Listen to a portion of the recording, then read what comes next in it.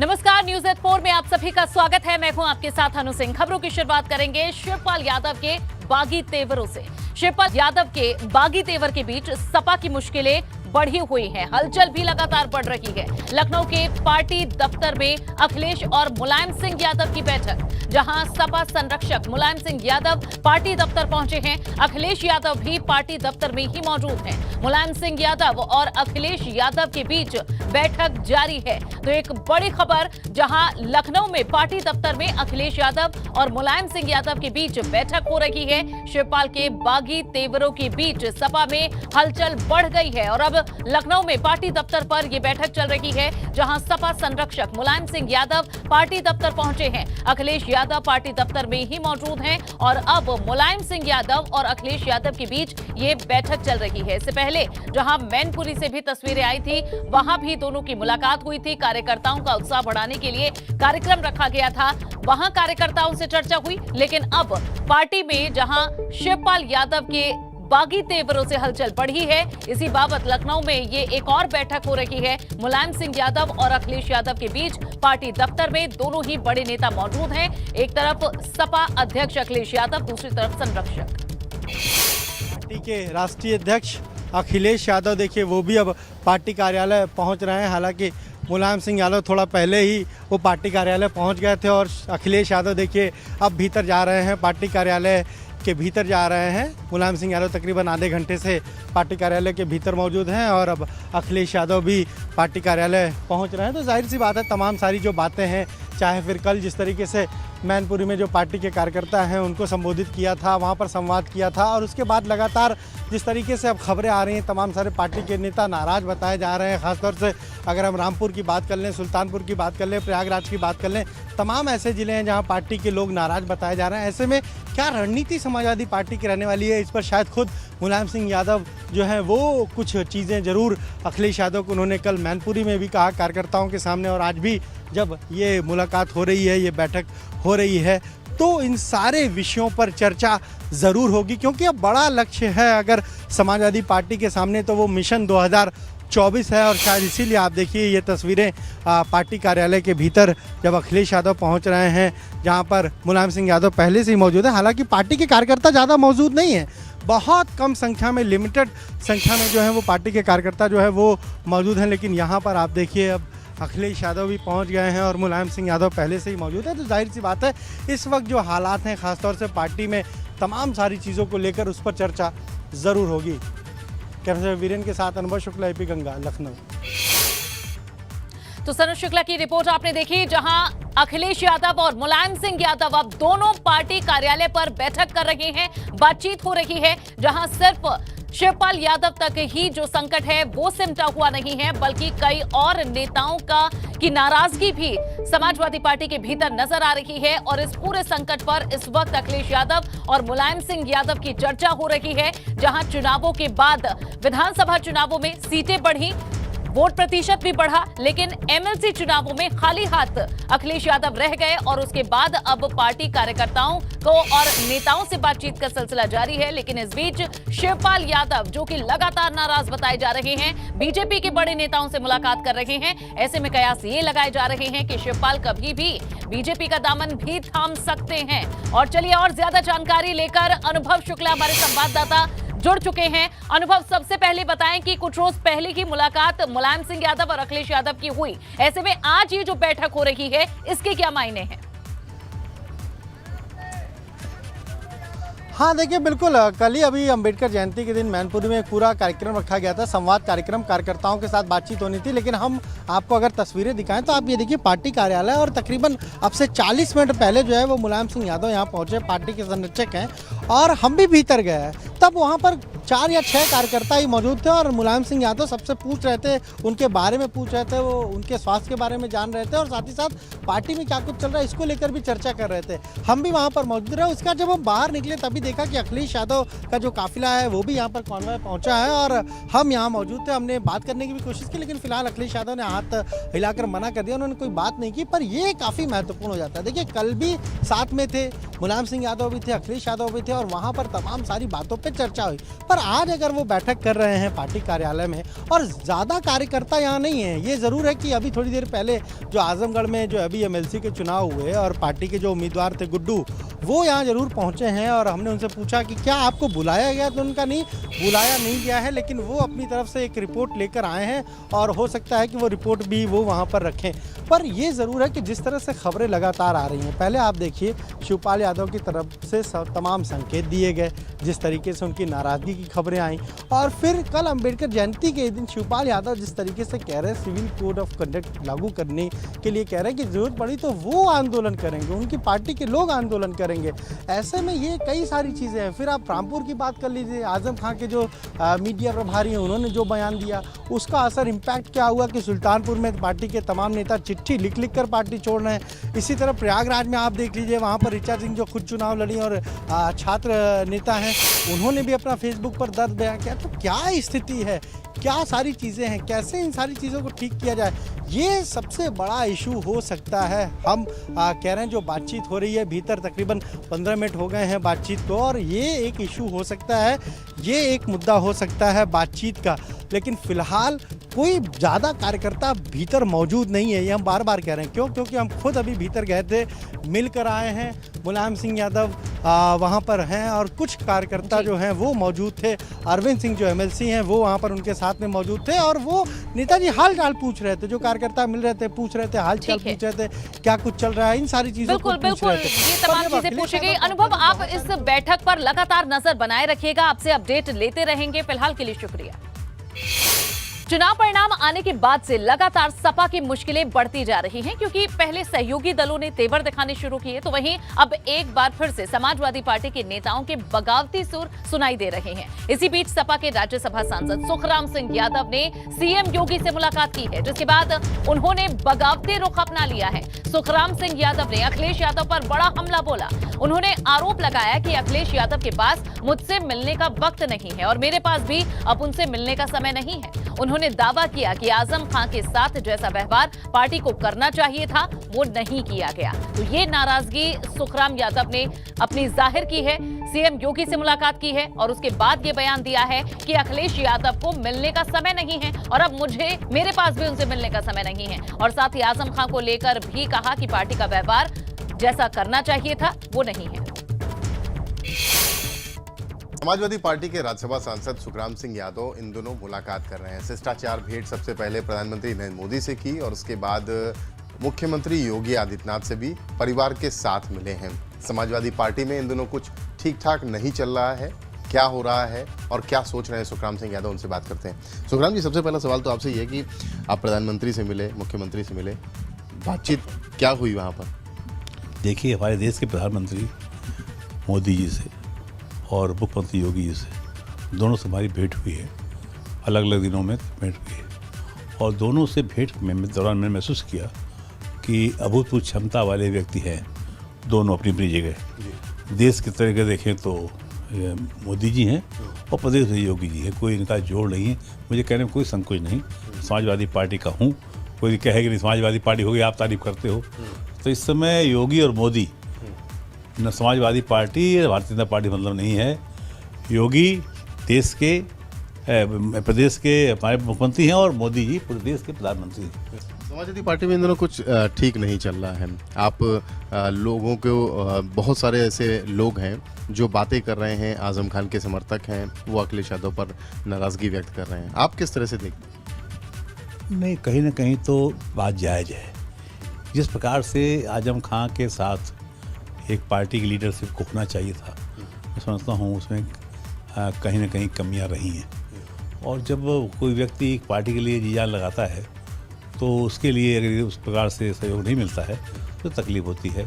आजम खां के जो सहयोगियों ने जो बातें कही हैं, मैं कहीं समझता हूँ कहीं ना कहीं उसमें सत्यता है और अखिलेश जी को चाहिए कि इस पर दूरदर्शिता से काम करें, वरना पार्टी के ऐसे लोग, बहुत से लोग ऐसे हैं जो समय का इंतजार कर रहे हैं और यदि आपकी यही कार्यशैली रही तो मैं समझता हूँ कि कोई लोग निर्णय लेंगे इसका नुकसान पार्टी को होगा। तो समाजवादी पार्टी के राज्यसभा सांसद सुखराम सिंह यादव साफ तौर पर बात करते हुए कि समाजवादी पार्टी की लीडरशिप रास्ता भटक चुकी है। शायद इसीलिए बरसों तक ये कह रहे हैं कि भारतीय जनता पार्टी जिस एग्रेसिव मोड पे काम कर रही है, बरसों तक वो सत्ता में बनी रहेगी।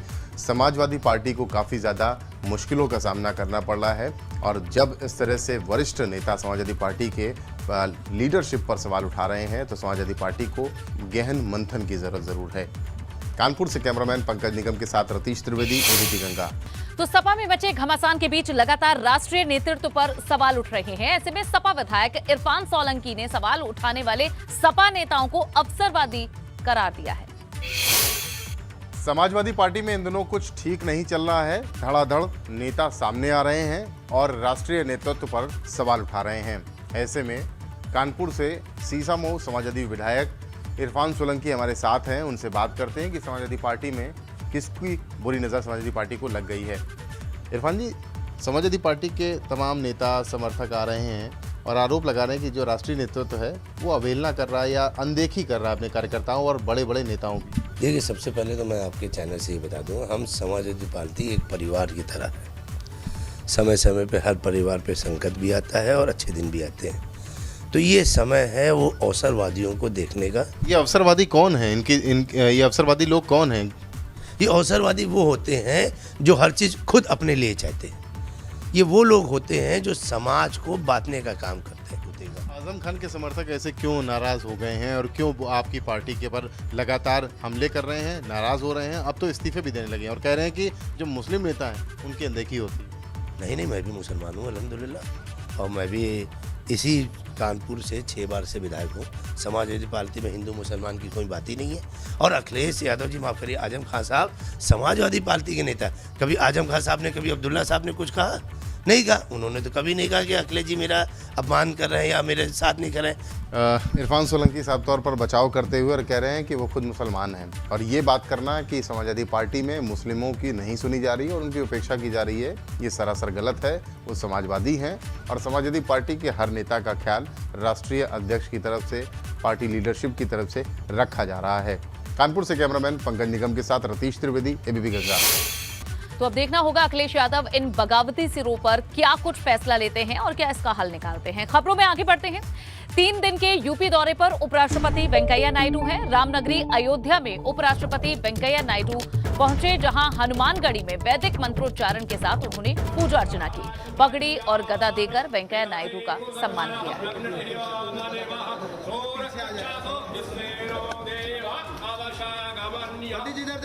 तो ये तस्वीरें आपको दिखा रहे हैं हनुमानगढ़ी में वैदिक मंत्रोच्चारण के साथ जहां पूजा पाठ किया है उपराष्ट्रपति वेंकैया नायडू ने। उन्हें पगड़ी पहनाई गई, गदा भेंट किया गया।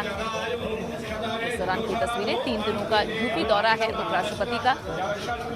वहां मौजूद सभी साधु संतों ने उनके साथ मौजूद रहकर पूरे विधि विधान से पूजा अर्चना कराई है। और ये देखिए दूसरी तस्वीर, राम मंदिर निर्माण का जायजा जब लेने पहुंचे उपराष्ट्रपति, जहां भव्य राम मंदिर बीजेपी की ओर से बनवाया जा रहा है। उनका ये वादा था और अब किस तरह से निर्माण कार्य इस पर चल रहा है, इसका भी जायजा लिया गया। और उसी दौरान की तस्वीरें, पहले हनुमानगढ़ी में दर्शन किए और उसके बाद राम मंदिर में उन्होंने राम मंदिर निर्माण का जायजा लिया है।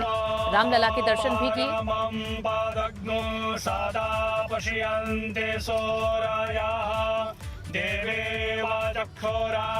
3 दिनों का ये दौरा है, जहां उपराष्ट्रपति वेंकैया नायडू वाराणसी में गंगा आरती भी देखेंगे।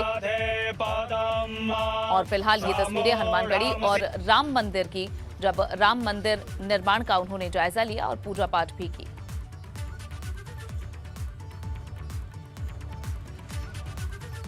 में पान मसाला कारोबारी के घर छापेमारी हुई, जहां छापेमारी में मिली बेडरूम से करोड़ों की नकदी। छापेमारी का लाइव वीडियो सामने आया है। 18 घंटे तक सीजीएसटी की ये रेड चली और इस रेड में 6 करोड़ 31 लाख रुपए बरामद हुए हैं। आप देखिए किस तरह से नोटों के बंडल बरामद किए हैं और बेडरूम में भी छापेमारी के दौरान काफी नकदी बरामद हुई है। हमीरपुर में पान मसाला कारोबारी के घर ये छापेमारी हुई, जहां छापेमारी में बेडरूम से करोड़ों की नकदी बरामद हुई है।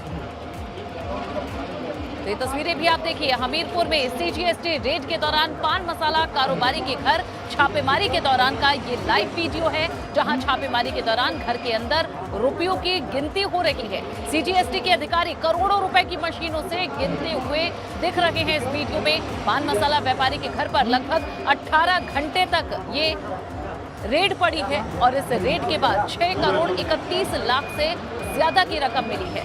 सुमेरपुर इलाके में पान मसाला व्यापारी के घर में ही फैक्ट्री लगाकर दयाल नाम से पान मसाला बनाया जा रहा था और घर के अंदर बेडरूम के अंदर नोटों के ये बंडल मिले हैं। आप देख सकते हैं किस तरह से बेडरूम के अंदर काला खजाना छिपाया हुआ था और अब रेड में ये साफ हो चुका है। 18 घंटे तक सीजीएसटी की ये रेड चली, जिसमें 6 करोड़ 31 लाख से ज्यादा की नकदी बरामद की गई है। सुमेरपुर इलाके में पान मसाला व्यापारी के घर पर फैक्ट्री लगाकर दयाल नाम के पान मसाला को बनाया जा रहा था और नोटों की गिनती करने वाली मशीनें यहां लाई गई, जिसके बाद 6 करोड़ से ज्यादा की नकदी मिली है। अब तक क्या कुछ हुआ है इस मामले में, गुटखा किंग का काला कारोबार क्या था, ये आपको बताते हैं। 13 अप्रैल को गुटखा व्यवसायी के घर पर जीएसटी की टीम ने छापा मारा था। यहां पुरानी गल्ला मंडी में दयाल गुटखा के ठिकाने पर छापा पड़ा। बुधवार सुबह 6 बजे से कार्रवाई देर रात तक चली।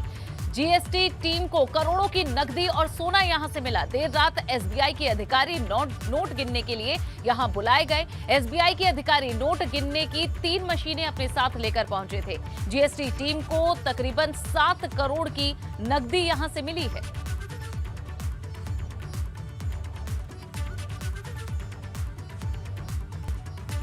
और अब खबरों में आगे बढ़ेंगे, जहां पूछताछ के दौरान मुर्तजा हमलावर हो गया। ये बड़ी जानकारी, मुर्तजा ने पूछताछ के दौरान हमला कर दिया। पुलिसकर्मियों पर मुर्तजा ने हमला किया है।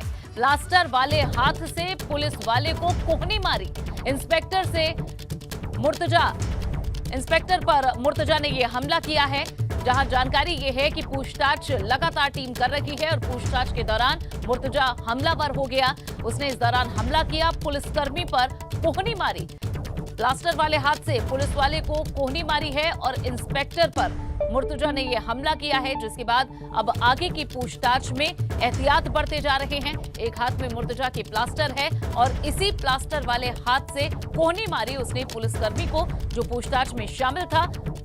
और अब इसके बाद एहतियात ज्यादा बढ़ते जा रहे हैं, जहां लगातार एटीएस छापेमारी कर रही है। मुर्तजा के परिवार के लोगों से भी पूछताछ हो रही है और इस बीच इंस्पेक्टर पर मुर्तजा ने हमला कर दिया। और गोरखनाथ मंदिर से जुड़ा एक अपडेट आपको हम बताने जा रहे हैं, जहां किस तरह से मुर्तजा की क्या क्या संलिप्तता रही है, ये आपको बताते हैं। अब खुलने लगा है मुर्तजा से जुड़ा एक राज। मुर्तजा का राज डिकोड हो रहा है। देश में शरिया कानून लागू कराने का पक्षधर है मुर्तजा। आतंकी आकाओं के आदेश पर काम कर रहा था। केमिकल इंजीनियर होने की वजह से बम बनाने की उसे जानकारी है। दहशत फैलाने और क्रूरता दिखाने के लिए हंसिया का इस्तेमाल किया, हंसिया से हमला किया। आतंकी आकाओं के निर्देश पर हंसिया से हमला किया था मुर्तजा ने।